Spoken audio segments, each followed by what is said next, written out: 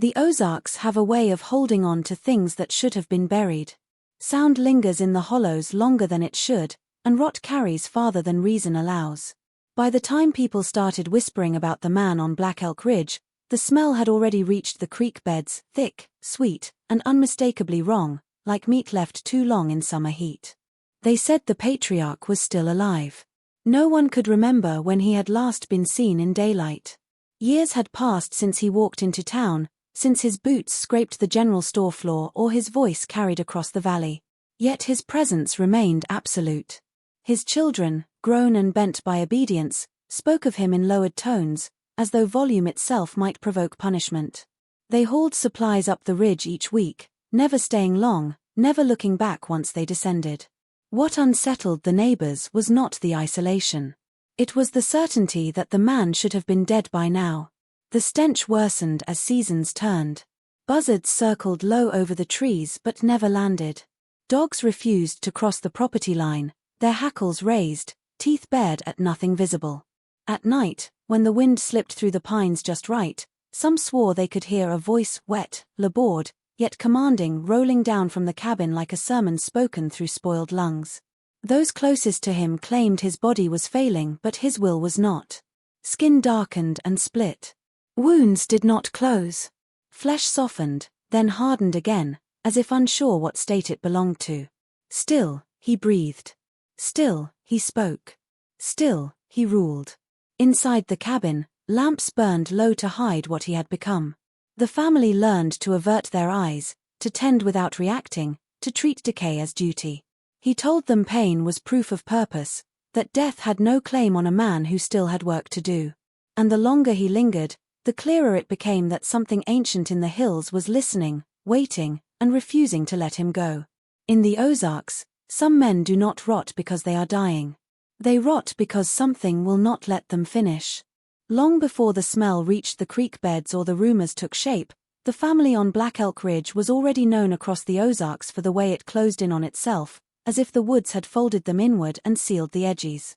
They lived apart not only by distance but by design, a clan bound to a single cabin and a single voice that none of them dared contradict. At the center of it all was the Patriarch, a man whose authority had hardened over decades into something unquestioned and absolute, something closer to natural law than leadership.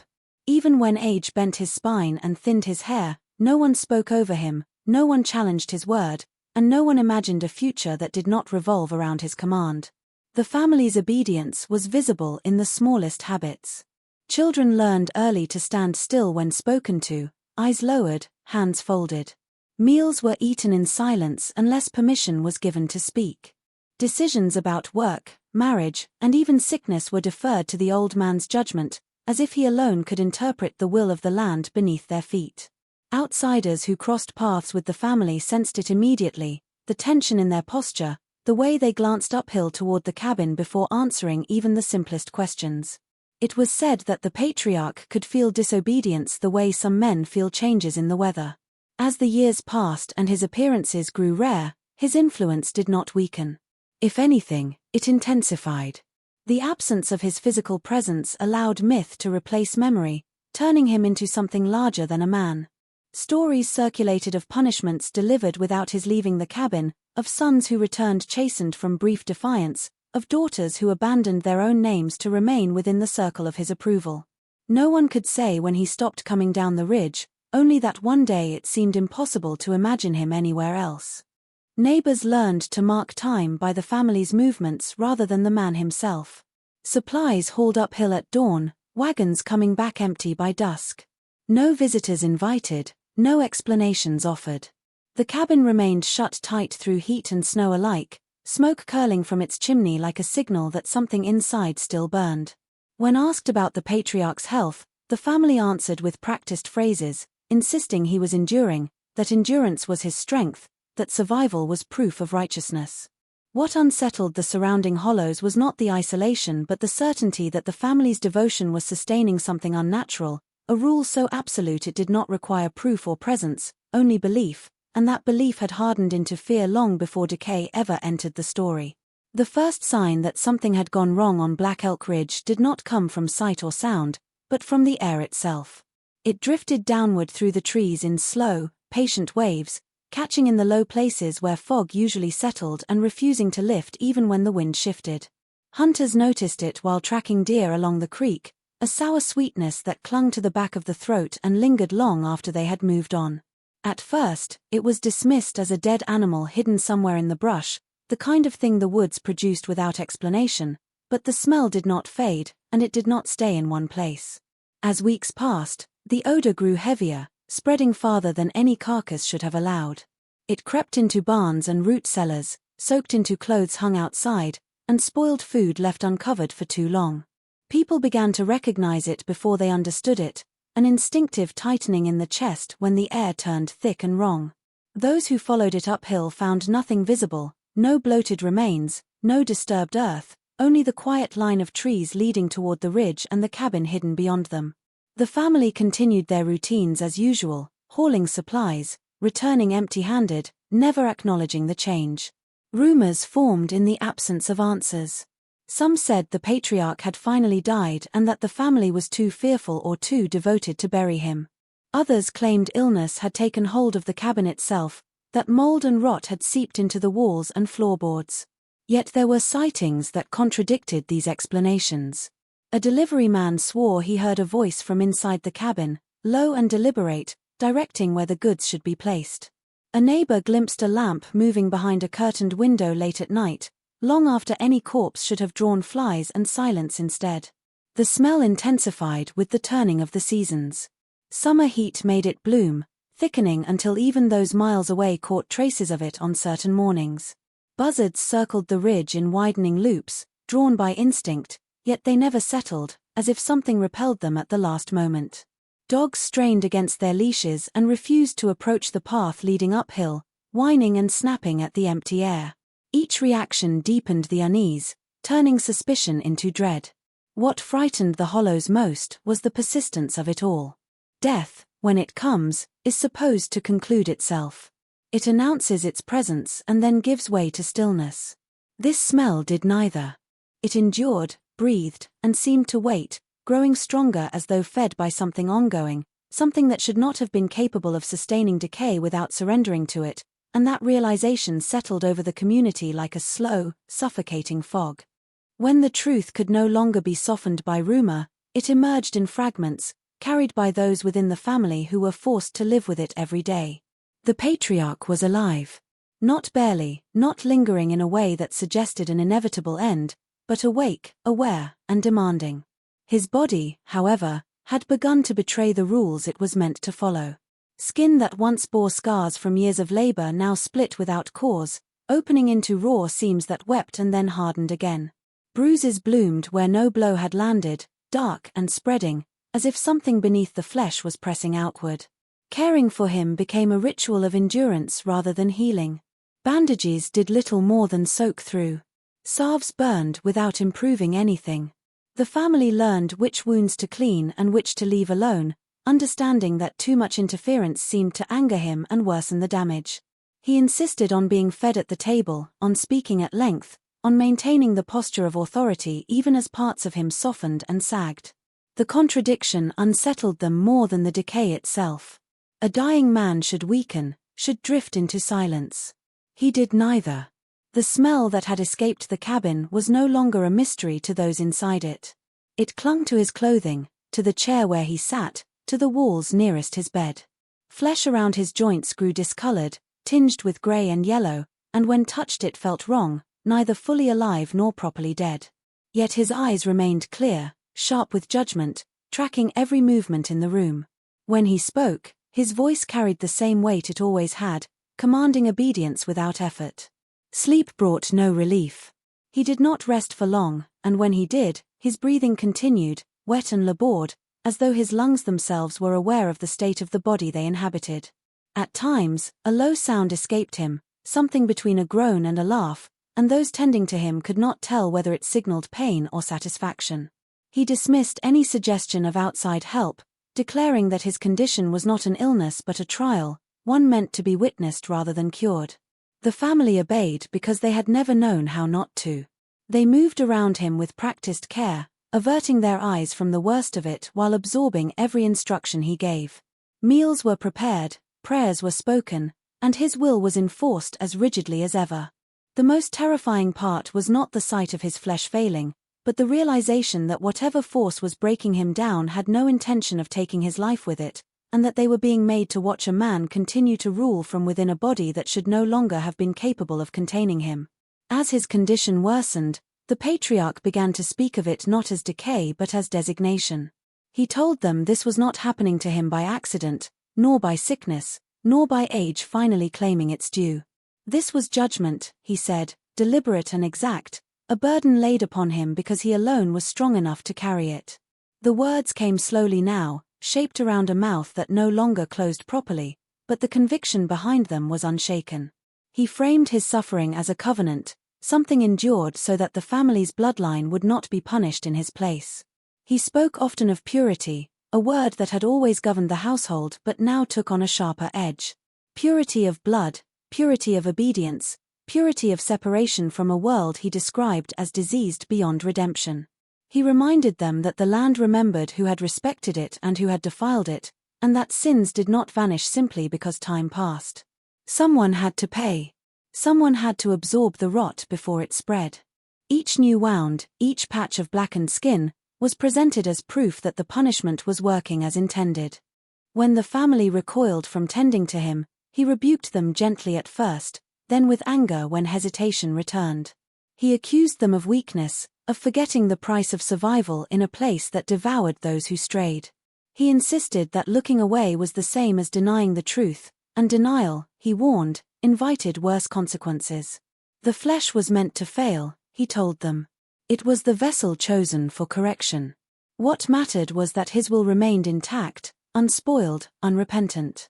Prayer became compulsory again, longer and more frequent than before. He dictated the words himself, correcting those who stumbled, ensuring that every plea acknowledged his suffering as necessary. He framed his body as a barrier, something interposed between the family and a punishment that would otherwise consume them all. To question his interpretation was to question the order of things, and none of them had been raised to believe such questioning was survivable. The idea took root slowly but thoroughly.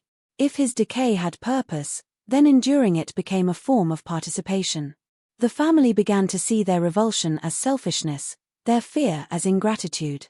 They cleaned wounds with trembling hands and listened as he recounted imagined transgressions from generations past, linking them to the present as though time were irrelevant. He warned them that if he were abandoned, if his trial were interrupted, the debt would not disappear but would be redistributed, falling hardest on those who had failed to honor it. By the time the language of punishment and purity had fully settled over the household, the line between devotion and terror had dissolved completely, and caring for a man who was visibly unraveling came to feel less like an obligation and more like a sacred sentence they were too afraid to outlive. The land around the cabin began to respond long before anyone admitted that it was responding at all. At first, the changes were subtle enough to be ignored, small disruptions that could be blamed on poor seasons or bad luck. Chickens stopped laying eggs and grew skittish, pecking at nothing and refusing to roost near the tree line. A mule that had worked the ridge for years balked at the path leading to the cabin, braying in distress and digging its hooves into the dirt until it had to be led away. These were inconveniences, the family told themselves, nothing more. As weeks passed, the disturbances spread outward. Livestock belonging to neighboring farms reacted the same way when driven too close to Black Elk Ridge. Cows refused to graze, standing rigid with their heads low, eyes rolling as if they sensed something pressing down from above. Dogs strained at their leashes, teeth bared, emitting low, continuous growls that did not fade with reassurance. Even wildlife altered its patterns. Deer trails curved away from the ridge. Birds abandoned familiar nesting sites, leaving the trees unnaturally quiet in the early mornings. The soil itself seemed to sour. Crops planted downhill from the cabin sprouted weak and pale, their leaves curling inward despite careful tending. Roots rotted before they could mature, turning black and spongy in the earth. Gardens that had fed families for generations yielded almost nothing, and the blame quietly shifted uphill. No one said it aloud, but everyone knew where the change had begun. The ridge had become a boundary rather than a landmark, something to be avoided rather than navigated. Those who crossed it did not linger. Hunters reported a pressure in the chest, a sense of being watched from all directions at once. The air grew heavier the closer they came, thick with the same cloying smell that never fully dissipated. Even the creek altered its course slightly after a hard rain, cutting away from the slope as though guided by an unseen hand. The land was not dying, exactly. It was withdrawing. Inside the household, the patriarch took notice and claimed vindication. He spoke of balance being restored, of corruption being contained. The animals, he said, recognized what people refused to see. The soil was responding correctly, rejecting what could not exist alongside his trial. He warned the family not to interfere, not to attempt improvements or explanations, because resistance would only provoke further consequence. This was the land acknowledging his role. The family listened because the evidence surrounded them. Their own fields failed while the decay inside the cabin continued unchecked, and the connection felt undeniable. The Ozarks had always been understood as a place that answered disrespect with quiet violence, and now it seemed to be answering him directly.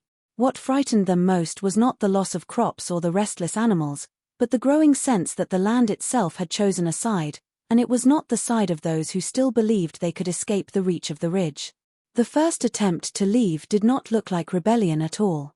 It was quiet, almost timid, carried out by the youngest son who had learned to move softly through the cabin, careful not to draw attention. He waited until before dawn, when the patriarch's breathing settled into its wet, uneven rhythm and the others slept from exhaustion rather than peace. He took no supplies beyond a coat and a small knife, slipping down the ridge with the practiced silence of someone raised to fear being heard. By the time the sun lifted over the trees, he was gone, and for the first time in years, the household felt an unfamiliar absence. The family did not speak of it openly. They moved through their routines with forced normalcy, tending to the patriarch, hauling water, cleaning wounds that refused to close. Yet every sound outside made them pause, every footstep tightening their shoulders.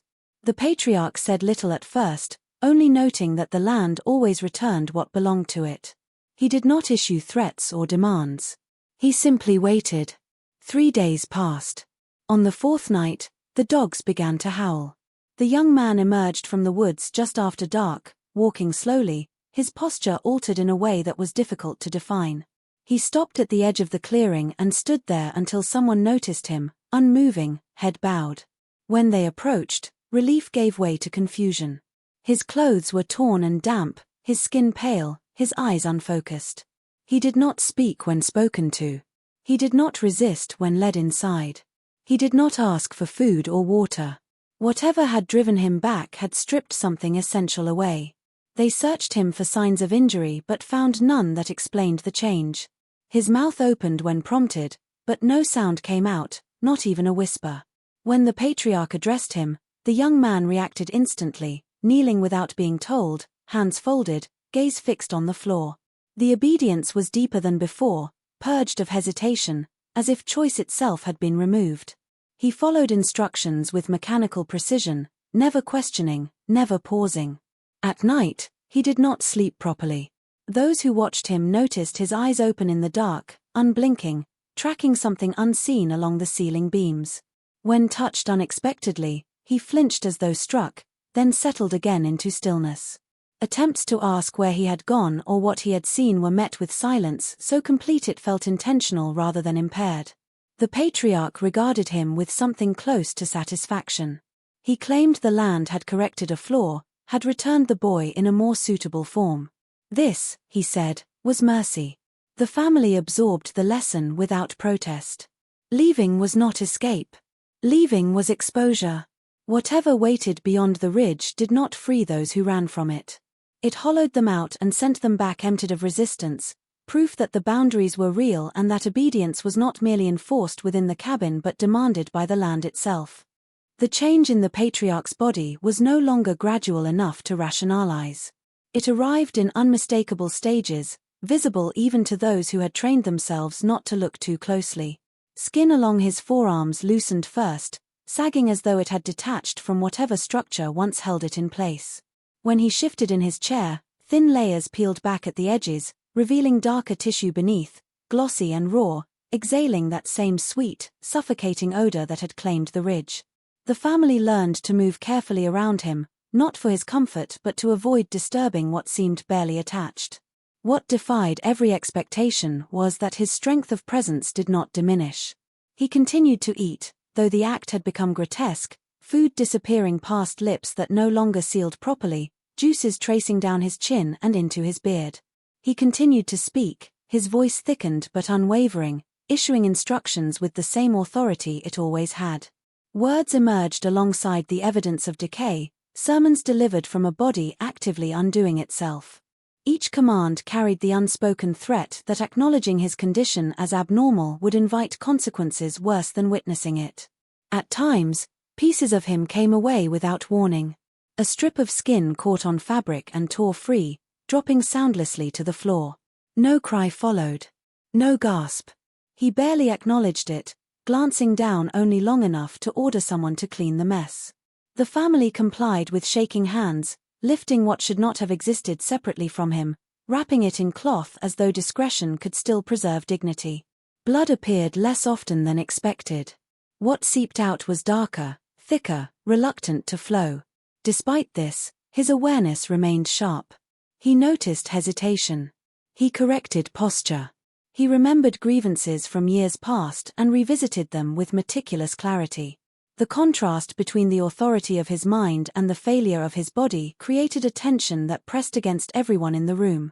They began to fear that acknowledging the decay would make it worse, that speaking of it might accelerate whatever process was unfolding. Silence became another form of obedience. Sleep grew more erratic. He no longer reclined fully, remaining upright even through the night, eyes half-lidded, breath rasping as if dragged through wet cloth. Sometimes, his hands twitched, fingers flexing as though testing whether they still belonged to him. When they did not respond as expected, irritation crossed his face, quickly replaced by composure. He framed these moments as refinement, as the body shedding what was unnecessary to preserve command. The family watched him come apart in increments, skin loosening, texture changing, boundaries dissolving, while the voice that governed them all remained intact, steady and unquestioned, and the most unbearable truth settled in their minds that whatever was destroying his flesh was doing so selectively, carefully, sparing only the parts of him required to continue ruling from a body that had begun to separate itself piece by piece. The first outsider to witness the Patriarch in person did not come with suspicion or intent. He came with curiosity, a surveyor of forgotten roads and abandoned cabins, seeking the stories that lingered where the world had mostly moved on. He arrived near dusk, when the shadows of the Ozark pines stretched long across the uneven ground, and the air was heavy with the same sickly, sweet stench that had haunted the valley for months. From a distance, the cabin looked as it always had, small, squat, and nestled into the slope, its chimney sending a thin ribbon of smoke upward. But as he drew closer, something about the light shifting on the walls, the way the shadows seemed to cling unnaturally, made him pause. When the door opened, it was not the family who appeared first, but the man himself, sitting upright in the corner of the main room, his body visibly failing yet impossibly animated. Skin hung loose from his arms and shoulders, marbled with discoloration and patches of something darker that gleamed in the fading light. Portions of flesh had sloughed away entirely, yet he breathed steadily, attended by an authority that seemed undiminished by the grotesque state of his body. The outsider froze, instinct coiling in his chest, a silent warning that he was witnessing something the world had not been meant to see. The Patriarch's eyes, sharp and knowing, met the visitor's immediately. There was no hesitation in them, no flicker of weakness. The man spoke, voice wet and rasping, words delivered as though from a throat unaffected by the decay surrounding it. The outsider realized then that death had not taken him. It had attempted, perhaps, but some force unknown and relentless had refused to accept him, had allowed him to linger in a body that should have been incapable of housing life. The room smelled of rotten earth, of something older than human comprehension, and the outsider understood that the horror was not only in what he saw but in what was being denied to natural law itself. Every motion the Patriarch made reinforced the impossible. He lifted a hand to point at a corner of the room, and the fingers, twisted and loosened, obeyed with precision. He spoke of balance and debt, of punishment earned and sustained, and though the words were slow and deliberate, The meaning was unmistakable. His presence alone declared the rules of the place, and the outsider, for all his experience in remote valleys and abandoned hollows, felt suddenly insignificant, a trespasser on sacred ground where obedience was demanded by decay itself. As he watched the man breathe, watchful and unbroken, a chilling certainty settled in his mind. This was not merely survival, it was a state beyond survival, a condition in which life had been stretched and corrupted into something unrecognizable yet terrifyingly sentient. The family did not fully understand the truth until the pattern of survival and decay became undeniable, and even then it was something they could sense more than articulate. The Patriarch's existence, sustained in a body that should have long since surrendered to death, was not a fluke, a miracle, or mere stubbornness. It was part of an arrangement older than memory, a covenant rooted in the soil of the ridge itself. The land, twisted and secretive, demanded a living vessel to hold the balance, and he had been chosen. Every act of obedience, every tending of wounds that refused to heal, every breath drawn through rotting flesh was part of a contract no one had written but all were bound to honor. It was neither moral nor legal, it was elemental, unarguable, and absolute. This realization came slowly. Crops failed where they should have thrived, livestock refused to graze near the cabin, and even the wildlife seemed to recognize the presence of something ancient and immovable. The family began to notice subtle cues in the land, a slight shift in the creek's course, an unnatural stillness in the trees, and a pressure in the air that tightened around the cabin as if the ridge itself were breathing. The Patriarch explained it simply: the balance must be maintained, and the family was the guarantor. Their devotion ensured that the land did not reclaim what it had lent, that decay remained contained within the man and did not spread outward to punish the living indiscriminately. The household adapted with grim precision. Every wound cleaned, every piece of loosened flesh attended to, became a ritual not merely of survival but of preservation. They learned which gestures of care fed the covenant and which provoked it. Obedience was no longer about fear alone, it was the medium by which the ridge's ancient demand was honored. Even attempts to flee or resist were met with immediate correction, demonstrating the futility of defiance. The land would not be cheated, and the Patriarch's decay was both evidence and enforcement of that truth. There were nights when the family listened to the Patriarch's breathing, wet and labored, and understood that life in this house was sustained by something older than them all. His continued existence was a tether, binding the bloodline to the earth in ways unseen, ensuring that the contract remained intact. Any thought of abandoning this duty was replaced by a deep, instinctive understanding that breaking the pattern would release forces none of them were prepared to confront. It was a realization that reshaped their perception of the world entirely. They were no longer merely tending a father, they were custodians of a bargain between flesh and soil, between the living and something beyond life itself, and the stakes were absolute.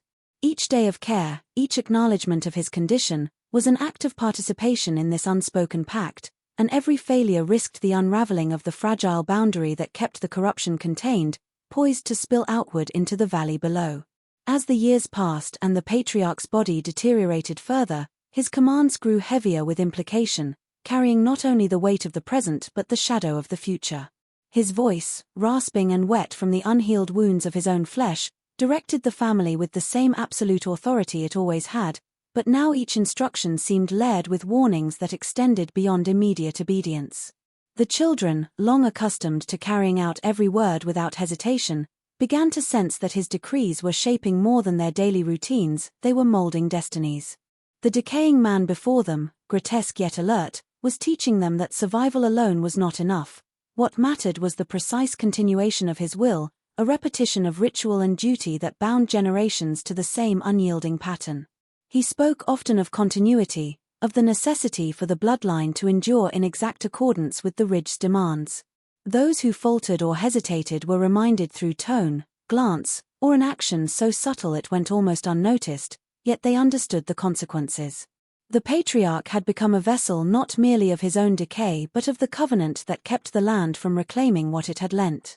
Every act of maintenance, every moment of care, every instance of obedience was recorded silently in the structure of the household, ensuring that the next generation would inherit both the knowledge and the burden without question. The Patriarch's condition itself served as the ultimate lesson. Watching him unravel, piece by piece, taught the children that decay was not synonymous with failure. It was part of a deliberate design, an unrelenting trial meant to test endurance, faith, and fidelity. The body could fail, could rot, could appear abandoned by life itself, yet the mind and the will remained sovereign, capable of exerting influence and exacting compliance. To fail to recognize this was to invite catastrophe, and the family had learned, through observation and fear, that ignoring it was impossible.